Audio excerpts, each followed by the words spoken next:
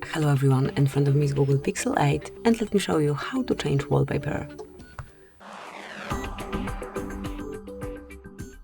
At first enroll the list of all apps and go to settings. Then find and select wallpaper and style. And here click on more wallpapers. Now just pick the source from which you want to select your wallpaper. Let me pick for example for fun, album. Choose the picture that you want to have.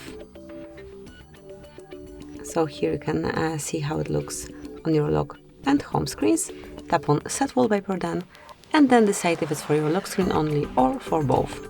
I would like to set it on both, wait a couple of seconds, and that's it. As you can see from now on, this brand new wallpaper is covering both your home and lock screens.